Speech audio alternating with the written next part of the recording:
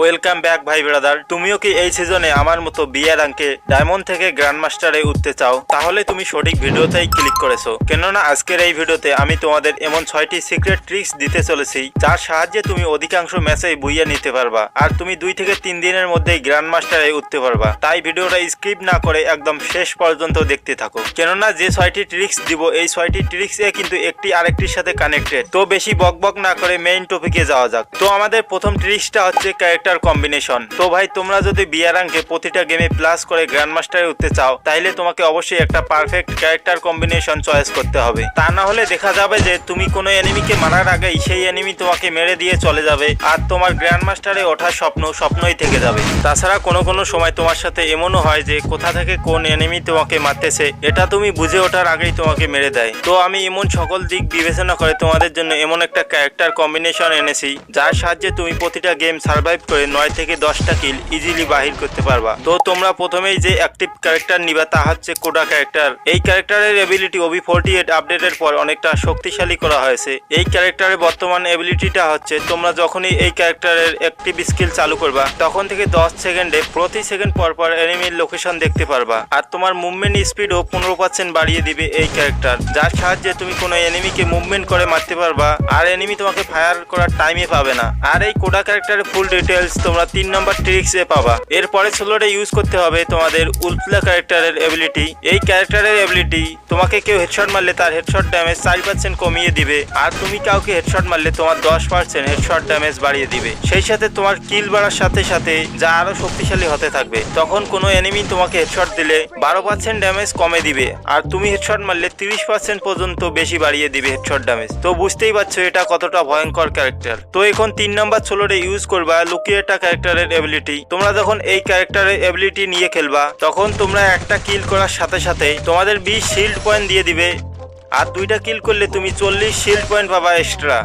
এর ফলে তোমাকে কোনো এনিমি ড্যামেজ দিলে তোমার শিল্ড পয়েন্ট থেকে তোমার হেলথ কমবে, আর তোমাকে হেডশট দিলেও তোমার কিছু হেলথ অবশিষ্ট থাকবে। আর লাস্ট ক্যারেক্টার স্লোরে ইউজ করবা নাইরি ক্যারেক্টারের এবিলিটি। তুমি যখনই গ্লুয়াল ইউজ করবা তখনই তোমাকে এই ক্যারেক্টার 2 সেকেন্ডে 20 এইচপি রিকভার করে দিবে যদি তুমি গ্লুয়ালের 5 মিটার রেঞ্জের ভিতরে থাকো, আর এইভাবে তুমি প্রতিবার গ্লুয়াল ফেলার সাথে সাথে 20 এইচপি করে পাবা। আর এখন তোমরা পেডের স্কিলে ইউজ করবা রকি পেডের এবিলিটি। এই পেডটা তোমার অ্যাক্টিভ স্কিলকে 15% দ্রুত চার্জ করে দিবে, যার ফলে তোমার অ্যাক্টিভ স্কিলের এবিলিটি 45 সেকেন্ডের জায়গায় 38 সেকেন্ডে চার্জ হয়ে যাবে।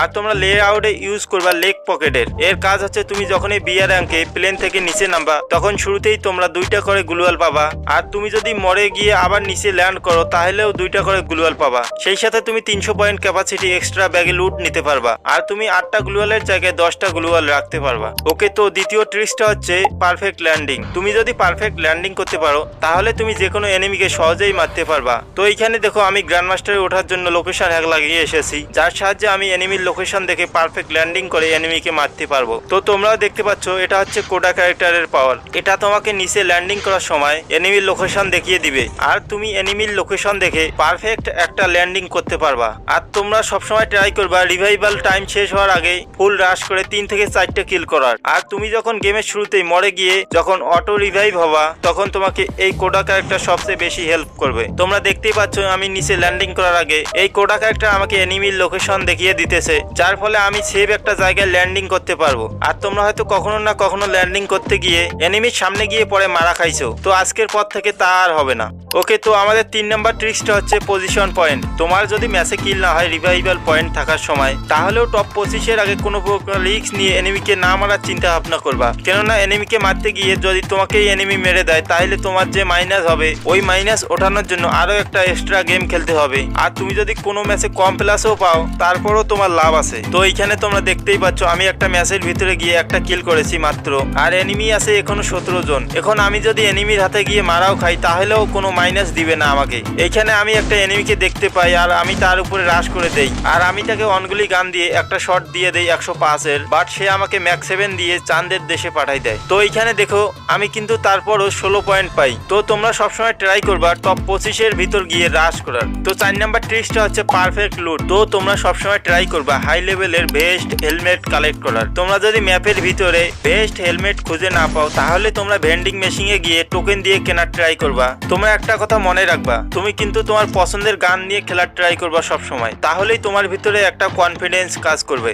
আর তোমরা যদি কোনো এনিমিকে মারার সময় এনিমির কালেকশন দেখে ভয় পাও তাহলে তোমরা কালেকশন প্যাক ডিলিট করে রাখবা। শুধুমাত্র তুমি যে ড্রেস পরে খেলো সেই বান্ডিল আর গান স্কিনগুলো ডাউনলোড করে রাখবা, তাহলেই তুমি কোনো প্রকার ভয় ডর ছাড়া এনিমিকে মারতে পারবা। ওকে, তো 5 নাম্বার ট্রিক্সটা হচ্ছে গাড়ির ব্যবহার। তো তোমরা যখনই টপ 25 ভিতরে ঢুকবা তখন তোমরা ট্রাই করবা গাড়ি নিয়ে এনিমিকে খোঁজার। তাহলে কি হবে, তুমি যখনই কোনো এনিমিকে দেখতে পাবা একটা গাড়ি নিয়ে গিয়ে তাকে শর্ট রেঞ্জে রাশ করে মারতে পারবা। আর তোমার কাছে তো এই প্যানেল ক্যারেক্টার কম্বিনেশন আছেই, এই ক্যারেক্টারগুলো ইউজ করে তুমি তাকে খুব ইজিলি মেরে দিতে পারবা। আর তোমার গেম যদি একবারে শেষের দিকে চলে আসে তাহলে তুমি আকাশ থেকে একটা মনস্টার ট্র্যাক অর্ডার করবা, যার মাধ্যমে তুমি এনিমির হাত থেকে বাঁচতেও পারবা আর তুমি এনিমিকে মারতেও পারবা।